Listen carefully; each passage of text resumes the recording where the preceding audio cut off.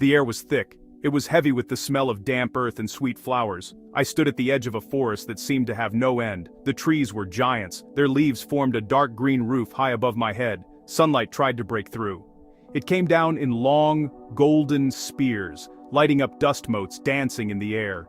Each breath I took felt important. It felt like I was breathing in the life of this ancient place. The silence was not empty. It was filled with the soft hum of insects and the distant call of an unknown bird.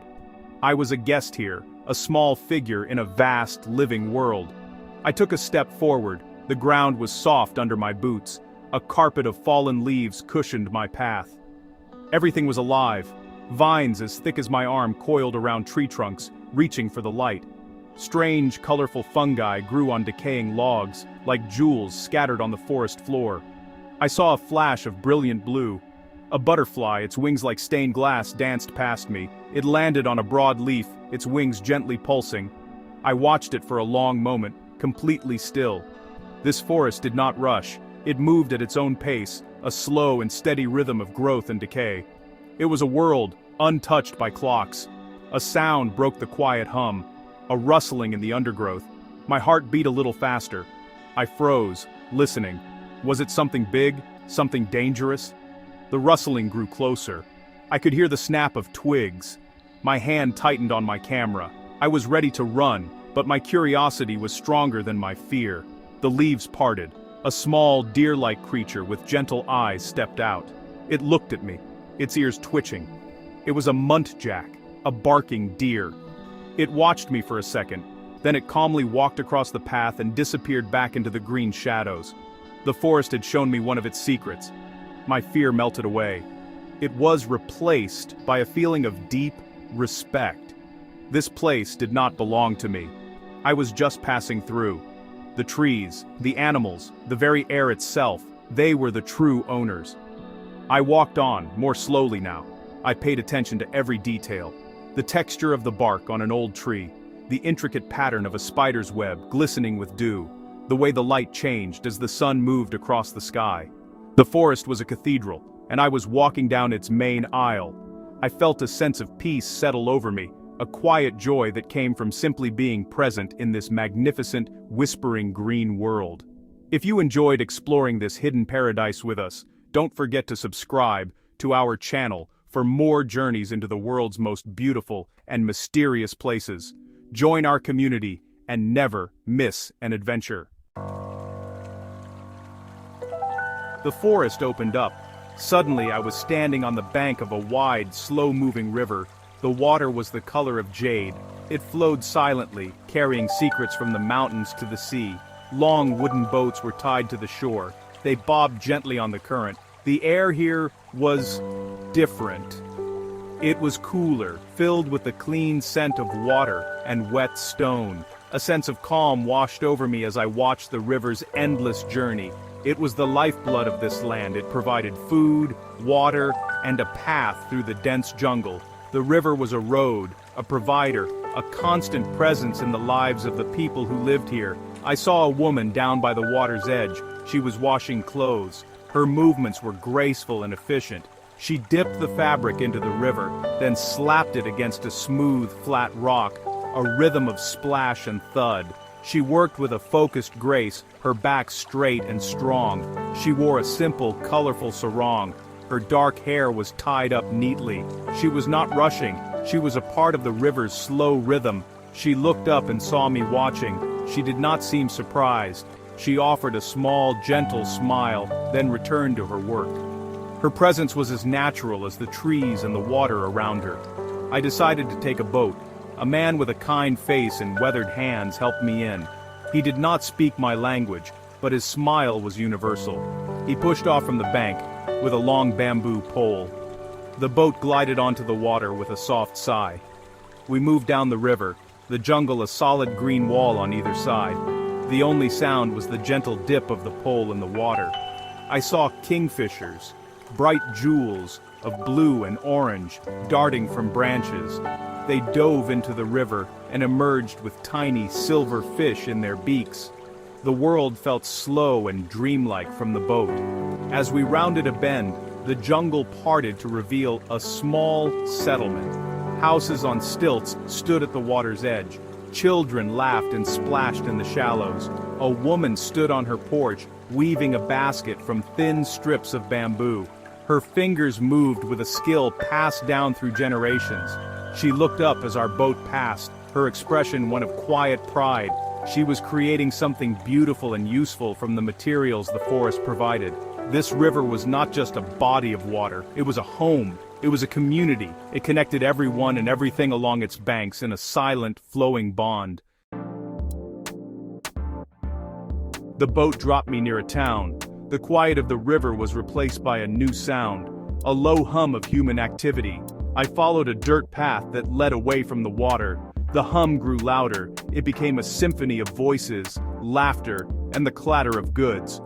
I had arrived at the morning market. The air was electric. It was filled with 1,000 smells, the sharp tang of spices, the sweet perfume of ripe mangoes, the earthy scent of fresh vegetables, the smoky aroma of food cooking over open fires. The market was the town's heart, and it was beating with life. I walked through the crowded lanes. Stalls were overflowing with color. Piles of fiery red chilies sat next to mounds of bright yellow turmeric. Strange and wonderful fruits I had never seen before were stacked in neat pyramids. Women in vibrant fabrics presided over their stalls. They called out to customers, their voices a musical chant. One woman caught my eye. She was selling herbs. Her hands, stained green from the leaves, moved delicately as she bundled them together. She had a serene look on her face, a deep knowledge in her eyes. She was a healer, a keeper of ancient remedies. I bought a piece of fruit from a young woman with a shy smile. She carefully selected the best one for me, a perfectly ripe papaya. She cut it open with a worn knife, revealing the bright orange flesh inside. She handed it to me with both hands, a gesture of respect. The fruit was incredibly sweet and juicy. As I ate, I watched the life of the market unfold. A group of older women sat together, sharing stories and laughing loudly. A mother adjusted the sling, holding her sleeping baby. A young boy expertly navigated the crowd, carrying a tray of steaming tea. This was more than just a place to buy and sell. This was where the community came together. It was a place of connection, of news, of friendship. I saw the woman who had been washing clothes in the river. She was here, buying vegetables. She saw me and smiled again, a smile of recognition. In this busy, chaotic place, I felt a sense of belonging. The market was a living, breathing organism. It was a daily celebration of life, of food, of community. It was a place where the simple act of buying a piece of fruit felt like a meaningful exchange, a small thread connecting me to the heartbeat of this town. I left the town behind. A winding path led me up into the hills. The air grew cooler and thinner with every step. The jungle gave way to terraced fields carved into the mountainsides. They were like giant green staircases climbing towards the sky.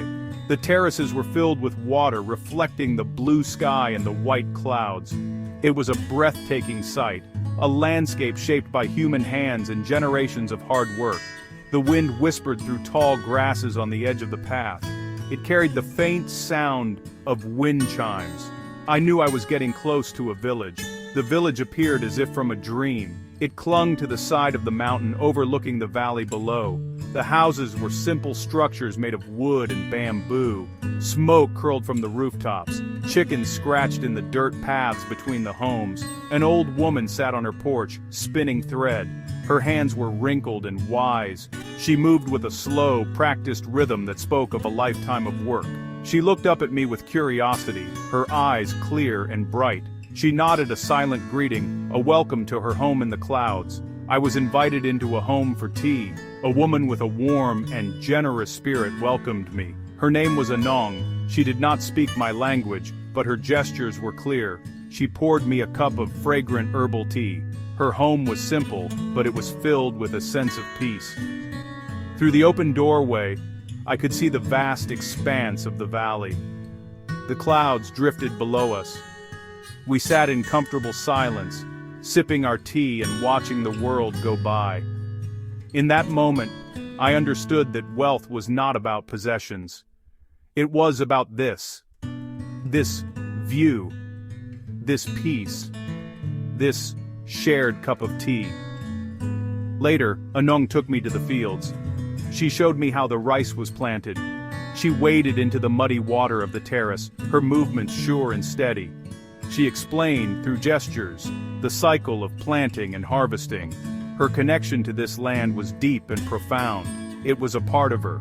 As the sun began to set, it painted the sky in shades of orange and pink. The light reflected in the water of the terraces, turning them into pools of liquid fire. The beauty was overwhelming. This village, so high up and so far away, felt like the closest thing to heaven I had ever seen. My journey was coming to an end.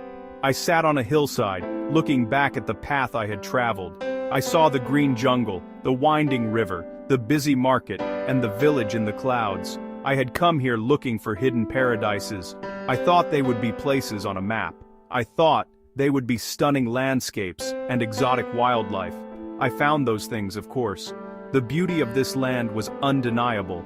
The green of the forest was greener than any green I had ever seen. The river flowed with a grace that soothed my soul.